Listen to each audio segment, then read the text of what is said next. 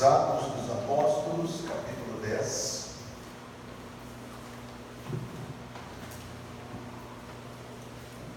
Permaneça em pé para a leitura.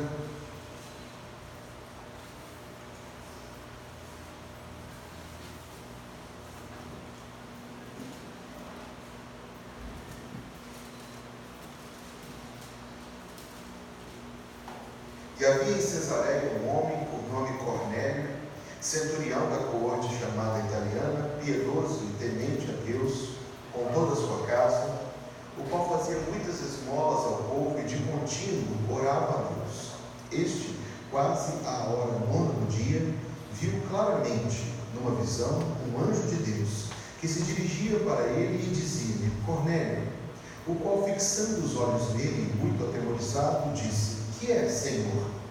E disse-lhe: As tuas orações e as tuas esmolas têm subido para a memória diante de Deus. Agora, pois, envia homens a Jope e manda chamar a Simão, que tem por sobrenome Pedro.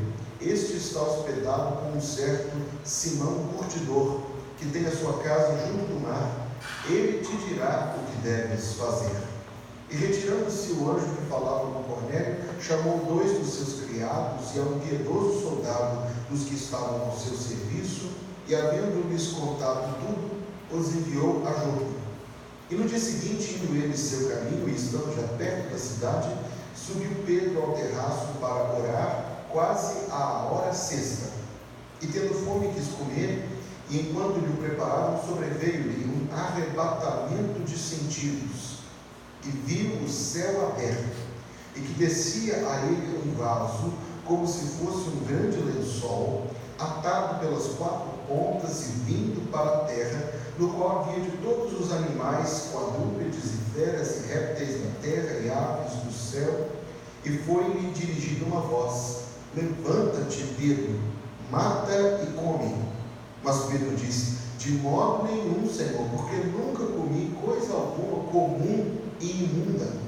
E segunda vez ele disse a voz: Não faças tu comum ao que Deus purificou.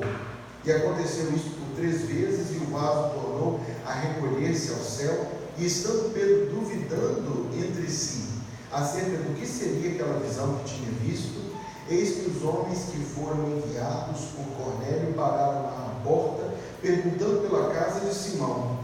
E chamando, perguntaram se Simão, que tinha por sobrenome Pedro, morava ali. E pensando Pedro naquela visão, disse-lhe o Espírito: Eis que 3 homens te buscam. Levanta-te, pois, desce e vai com eles, não duvidando, porque eu os enviei. E descendo Pedro para junto dos homens que lhe foram enviados por Cornélio, disse: Eis que sou eu a quem procurais. Qual é a causa por que estáis aqui? E eles disseram: Cornélio, o centurião, homem justo e temente a Deus, e que tem bom testemunho de toda a nação dos judeus, foi avisado por um santo anjo para que te chamasse à sua casa e ouvisse as tuas palavras. Então, chamando-os para dentro, os recebeu em casa. E no dia seguinte foi Pedro com eles, e foram com ele alguns irmãos de Jope. Deus nos ensine a sua palavra em nome de Jesus. Você pode se assentar.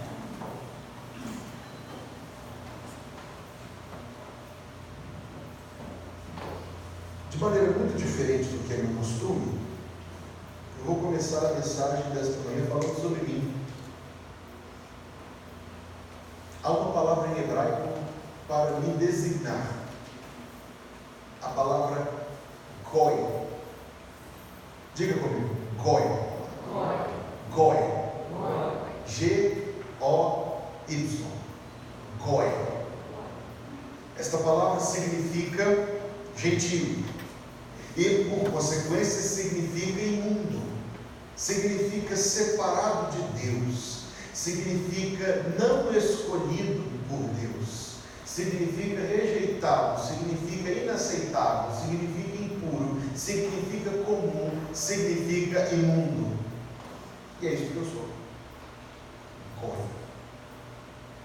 Acho que não estou sozinho. Minha esposa é Goi. Meus pais são Goi. E a minha menininha é Goi.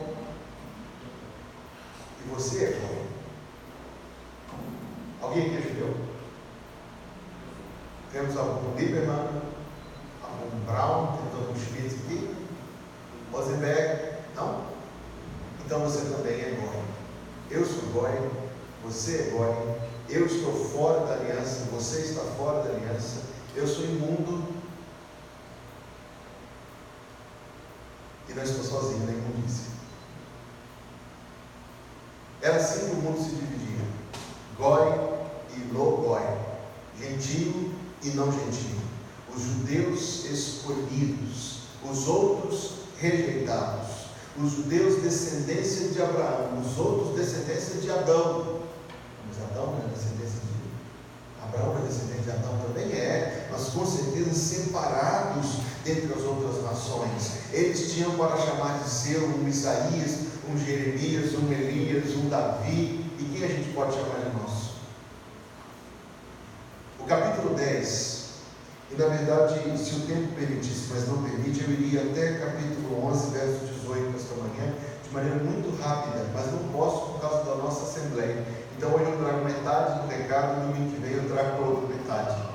O capítulo 10, sem dúvida nenhuma, é o capítulo mais importante dos Atos dos Apóstolos. Não é o capítulo 2, quando vem o Espírito Santo. É o capítulo 10, quando Deus coloca na igreja os goi, os gentios imundos. Você sabe que os judeus tinham um grande preconceito para com os não-judeus. E você sabe também que isso, apesar de eles já terem recebido o Espírito Santo dentro do seu coração, ainda era algo muito forte. Então, quando o texto começa, ele mostra até onde Cornélio foi e mostra também até onde um goi poderia ir. O máximo que eu e você poderíamos alcançar, porque nos fala de um homem chamado Cornélio, centurião da corte chamada italiana. Esse era um sobrenome muito importante em Roma. A família Cornélio era uma família muito rica em Roma. A família Cornélio não era uma família comum, não era Zica, não, era Cornélio. Cornélio significa chifrudo, o que para nós é uma coisa assim tão feia, mas para os romanos o chifre era um sinal de força. Então você ter um sobrenome Chifres era sinal de que você não era qualquer pessoa, você era um Cornélio. E o texto ainda nos diz que ele era centurião da coorte chamada italiana. Era um dos 5 que governava aquele grupo que se deslocava pelo império a serviço do imperador diretamente. E um dos 5, porque comandava um recrutamento de 100 homens. Resta dizer que ele era um homem de posição social muito boa, morava em Cesareia, a cidade dos romanos naquela terra, mas o texto nos diz que ele era piedoso e temente a Deus. Eu gostaria de ter imaginação suficiente para supor a vida de Cornélio, um homem que foi educado na idolatria dos romanos, beijando as estátuas, oferecendo sacrifício, colocando moedinha, jogando moeda no poço. Há quem faça isso até hoje. Era o costume dos romanos para dar sorte. Supersticioso ao extremo, idólatra. No entanto, caminhando pelo mundo, viu todo tipo de religião, porque a corte italiana circulava o império. Então ele via ídolo aqui, chegava em outro país, via ídolo lá, chegava em outro país, vinha ídolo lá. Ele pensa como você pensa, e ele chegaria à conclusão: realmente, no mundo inteiro todos adoram ídolos. Então ele foi destacado para aquela terra problemática chamada Judéia, que ninguém queria ir para lá. E quando chega na Judéia, ele encontra uma religião que não tinha ídolos. Você sabe que quando os gregos conquistaram a Judéia, Antíoco Epifânio, grande comandante do exército de Alexandre, entrou em Jerusalém, arrombou a porta do templo de Zorobabel. Imaginava ele que atrás do véu estavam depositados tesouros imensos, porque os judeus zelavam por aquele cubículo como se fosse a própria alma. E ele sabia, já tinha estudado, já tinha ouvido falar daquilo. Quando arrombou a porta do templo, mandou rasgar o véu. E quando o véu foi rasgado, não tinha nada. E ele disse que os judeus já tinham escondido o ouro antes dele chegar. Não tinha ainda. Não tem ainda. E Cornélio ficou tão perplexo com isso, quanto todos daquele tempo ficavam perplexos com isso. E disso ele passou do espanto à curiosidade, da curiosidade à investigação, da investigação à piedade. Ele creu naquele Deus.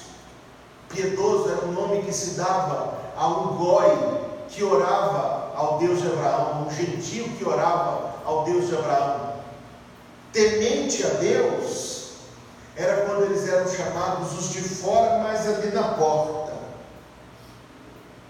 Praticava a religião dos judeus dentro de casa, com um porém, um único porémzinho: a circuncisão. Se ele fosse circuncidado, ele perderia sua posição de centurião. Era lei romana. Se ele fosse circuncidado, ele provavelmente perderia sua ligação com a importante família dos Cornélios. Se ele fosse circuncidado, talvez até o seu direito de cidadão romano ele poderia, porque os judeus eram vistos como gente problemática no mundo inteiro. Estamos só pensando em Cornélio. O texto diz que ele de contínuo fazia muitas esmolas ao povo e de contínuo orava a Deus. Quando o anjo entra na casa de Cornélio e diz: as tuas esmolas subiram para a oração diante de Deus, você não pode deixar de enxergar aqui algo muito interessante, porque Jesus falou o tempo todo sobre esmolas dadas por vaidade. Então as esmolas de Cornélio não eram dadas por vaidade, eram esmolas aceitáveis diante de Deus. Ele não tocava trombeta diante de si, as suas orações eram ouvidas no céu. E, no entanto, ainda faltava alguma coisa. A sua piedade, a sua compaixão, o seu temor, as suas esmolas, as suas orações não eram suficientes, ainda faltava algo. E note então, meu querido e minha amada, a importância de nós conseguirmos olhar para nossas próprias vidas, nas vidas que estão registradas na palavra de Deus. Deus sabe a motivação das nossas ações. Deus sabe a esmola que sobe para a memória diante dele, e a esmola que recebe a sua recompensa na atenção e no aplauso. Deus sabe o que fazemos, como fazemos e por que fazemos. Se nossas ações forem retas, nosso modo for sincero e nossas motivações forem puras, como Dorcas, de quem falávamos no domingo passado, todas elas serão aceitáveis diante de Deus. Você se lembra que no Antigo Testamento sempre havia um número de goi misturados no meio do povo de Deus? Consulte comigo Êxodo capítulo 12.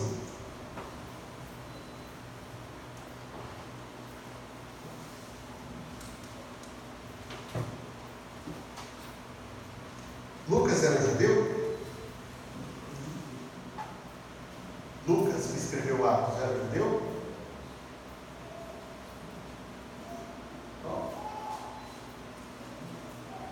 Alguém se arrisca? É só sim ou não, gente? Se arrisca que sim?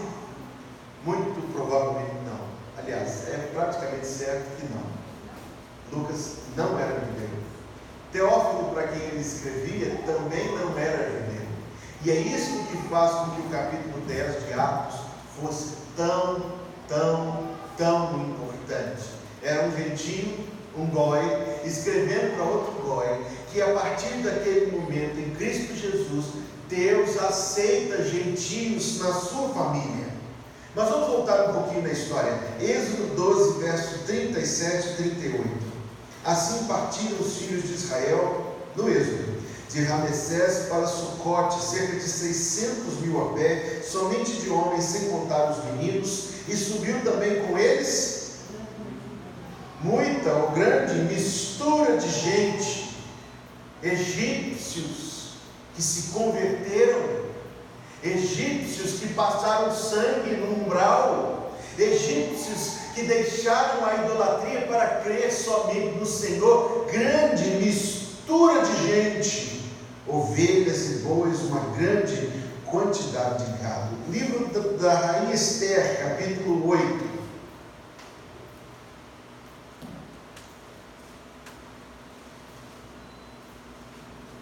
No dia que esse livro for chamado de livro do profeta Mardoqueu, não se assuste, foi Mardoqueu quem escreveu. Capítulo 8, verso número 17.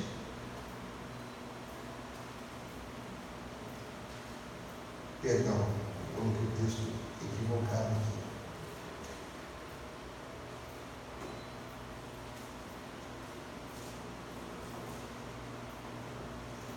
É tão constrangedor quando eu falo o texto errado. É esse mesmo? É porque eu estou em Esdras, né? Aí não tinha como mesmo. Esther 8,17. Também em toda a província, em toda a cidade onde chegava a palavra do rei e a sua ordem, havia entre os judeus alegria e gozo, banquetes e dias de folguedo. Note como termina o texto. E muitos dos povos da terra se fizeram judeus. Veja comigo 1 Reis, capítulo 10. Obrigado, Luciano. Eu me confundi todo aqui. 1 Reis, capítulo 10.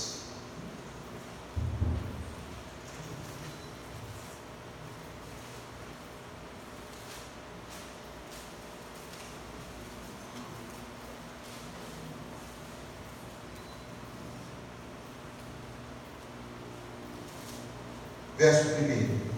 E ouvindo a rainha de Sabá a fama de Salomão acerca do nome do Senhor, veio prová-lo com questões difíceis. Havia sempre no Antigo Testamento gente de todas as nações se unindo ao povo, aos descendentes de Jacó pela fé. Aqui está como nós lemos de uma mistura de gente, nós lemos dos povos da terra se fazendo judeus, nós lemos da rainha de Sabá atravessando o deserto por causa do nome do Senhor. Há mais no Antigo Testamento. No Antigo Testamento, a promessa do Salvador foi dada a Adão e Eva, os pais de todos. Quando Deus chamou Abraão, Deus disse a Abraão: em ti serão benditas todas as famílias da terra. José foi chamado de Zavenat Paneia, que significa o Salvador do mundo. Nos Salmos nós lemos: cantai ao Senhor um cântico novo, cantai ao Senhor todas as terras. No outro Salmo está escrito: louvai ao Senhor todas as nações, louvai todos os povos. Ou como nós cantamos hoje de manhã, Rei das Nações, nós cantamos: bendito seja sempre o Cordeiro de todas as tribos, povos e raças.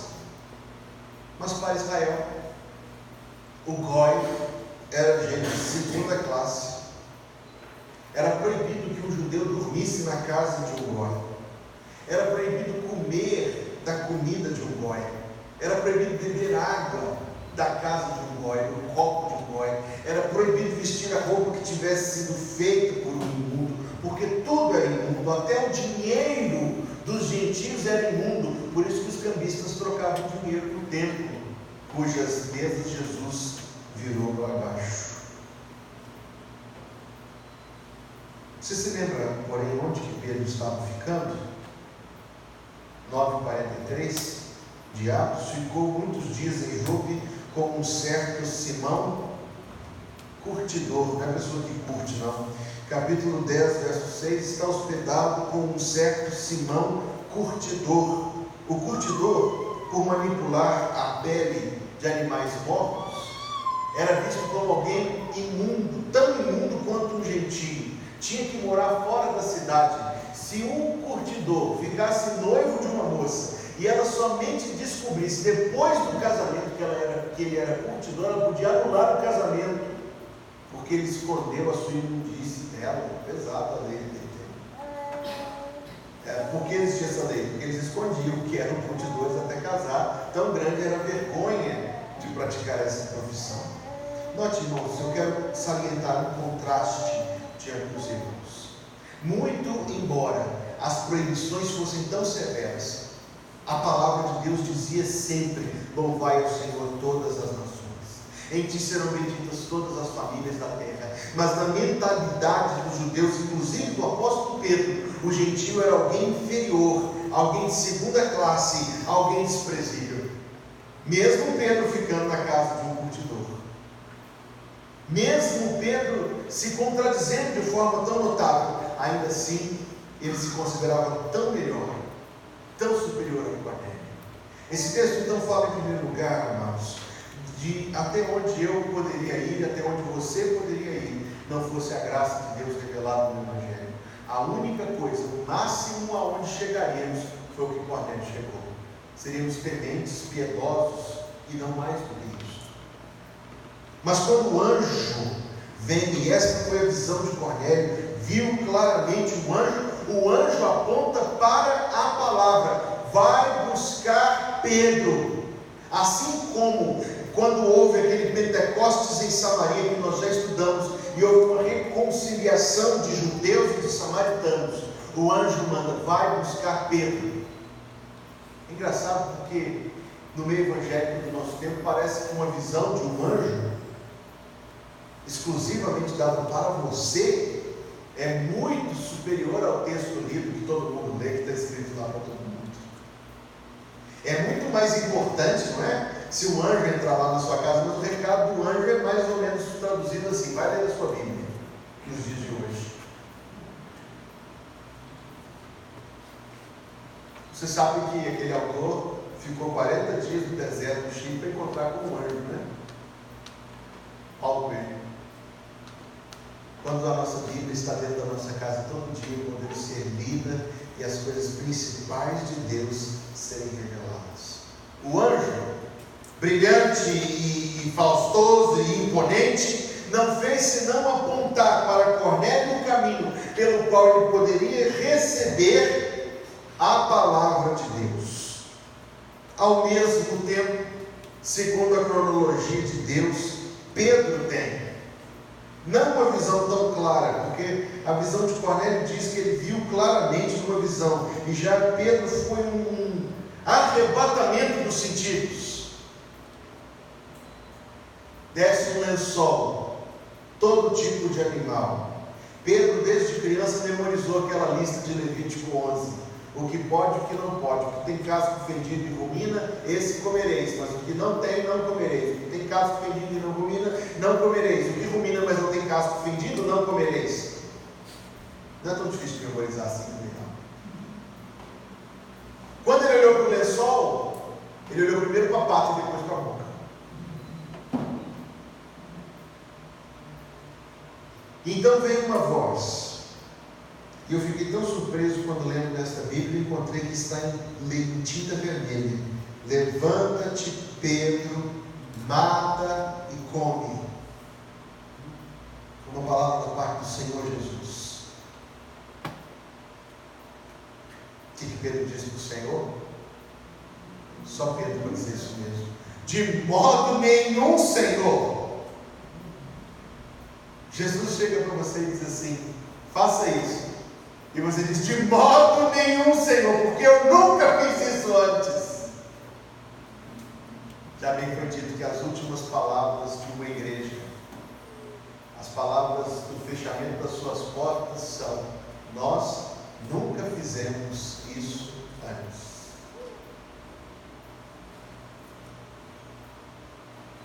De modo nenhum, Senhor, eu nunca comi coisa alguma comum e imunda. Segunda vez e terceira vez o Senhor Jesus falou: não faças tu comum ao que Deus purificou. Isso aconteceu por 3 vezes. E então vem uma orientação muito objetiva da parte do Espírito Santo: eu os enviei, levanta, vai, desce sem duvidar. É preciso falar rapidamente com os irmãos sobre as regras alimentícias do Antigo Testamento, porque existe uma denominação aqui no Brasil muito forte, na verdade, e que usa isso Bem, faz pouco tempo atrás, aqui na igreja, uns 2 anos, eu recebi um telefonema de uma pessoa aqui do bairro, uma senhora, pedindo uma visita. Ela era crente, mas não tinha condições de ir à sua igreja e pediu que eu fosse visitá-la. E eu fui. Quando eu sentei na sala dela, ela me fez um enxoval de perguntas. Você crê nisso? Você crê naquilo? A 15ª pergunta que ela me fez foi: o senhor come carne de porco? E aí eu entendi qual era o assunto. Mas eu tinha desconfiado antes, porque ela me ofereceu café.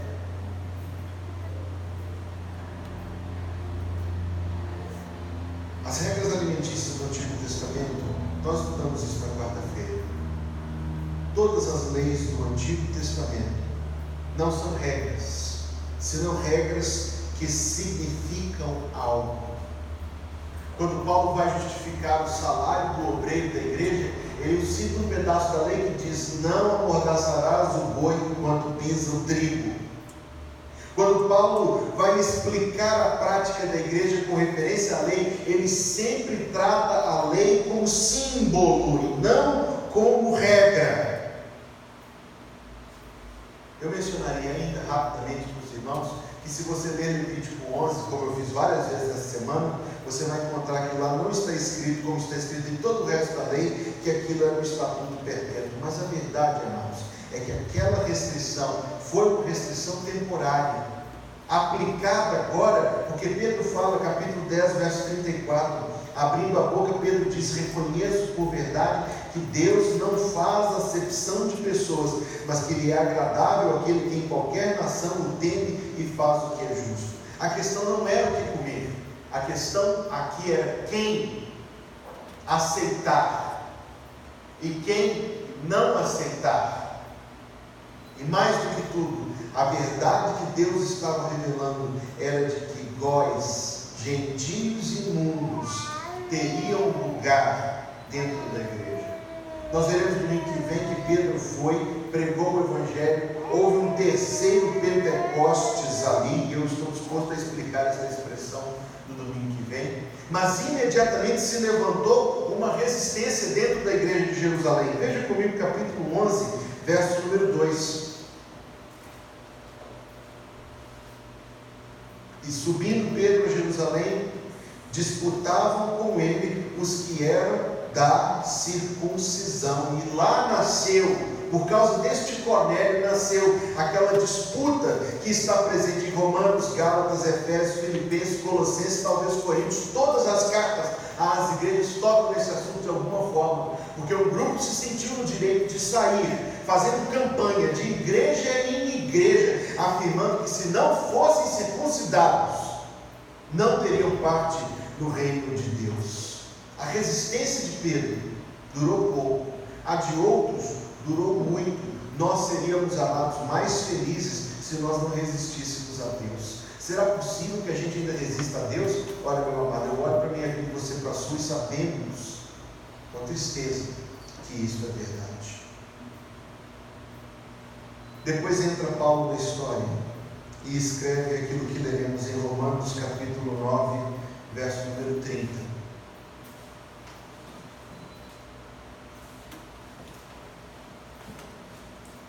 Romanos 9, verso 30.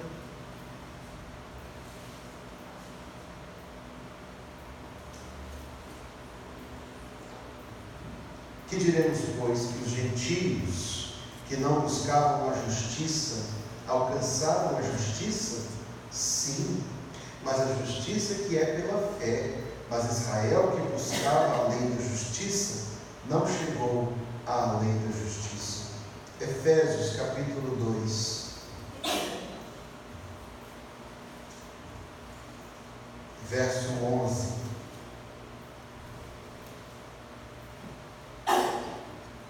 Efésios 2, 11.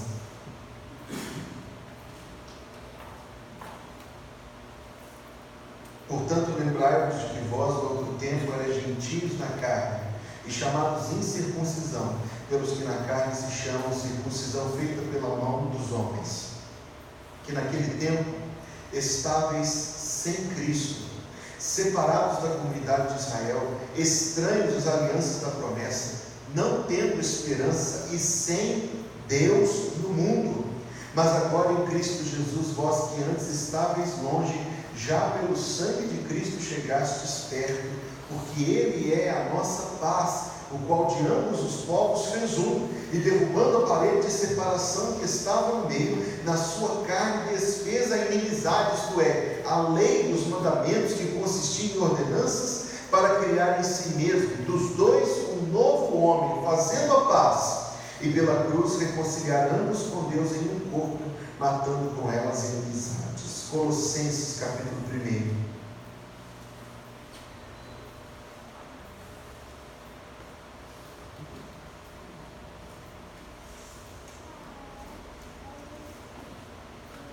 Versos 24 a 27.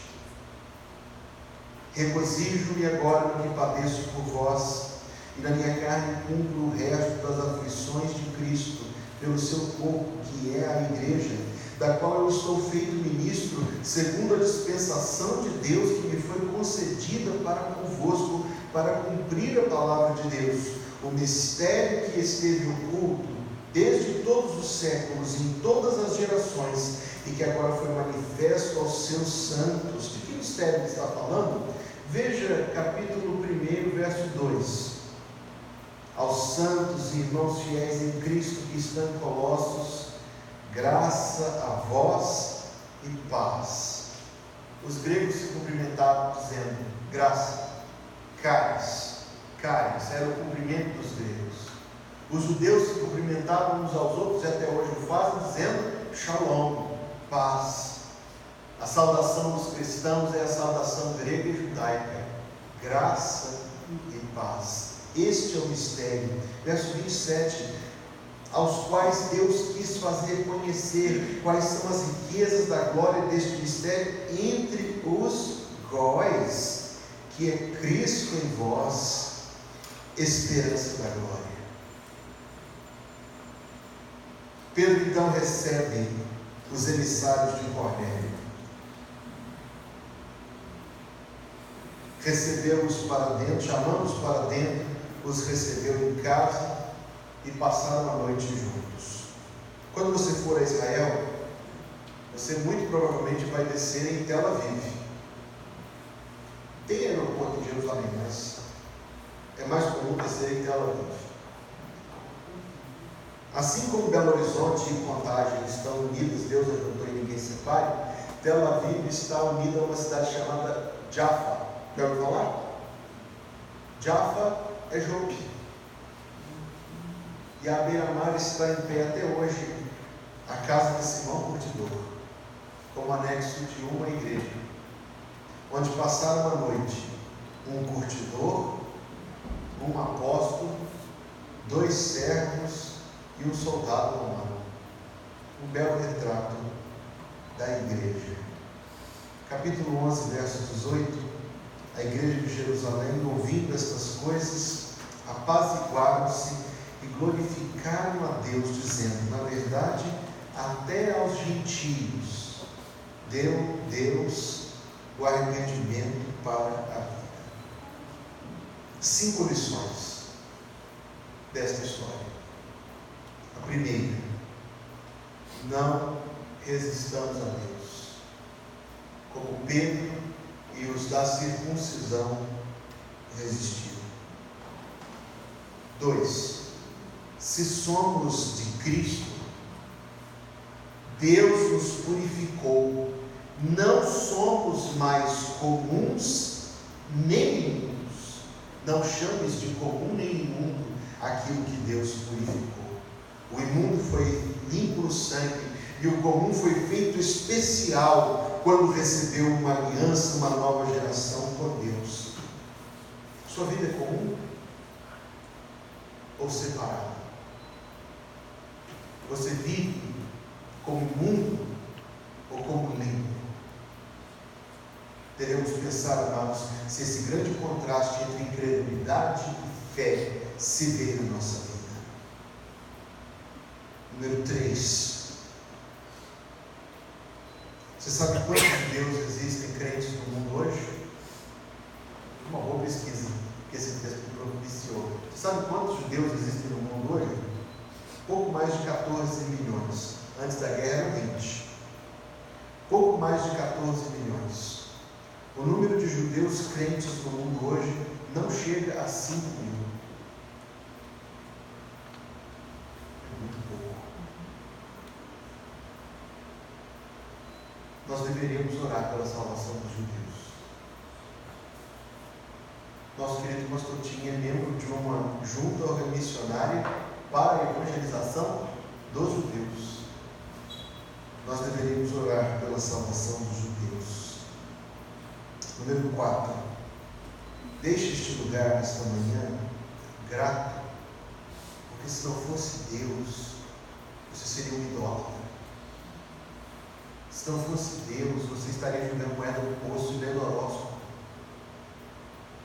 Se não fosse Deus, sua vida seria a vida de um incrédulo, fazendo o que um não crente faz, vivendo como um não crente vive.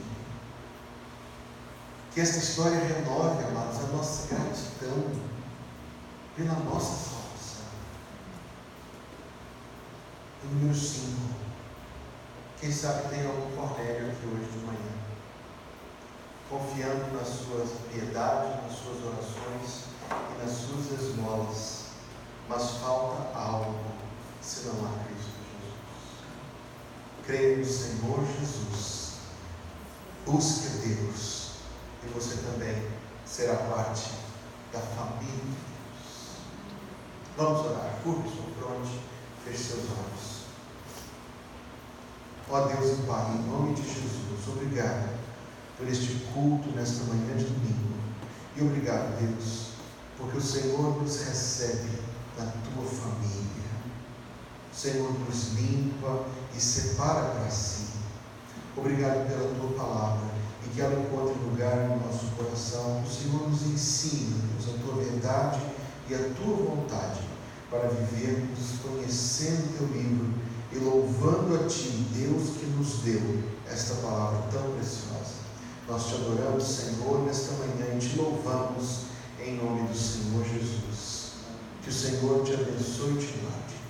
Que o Senhor faça resplandecer o seu rosto sobre ti e tenha misericórdia de ti.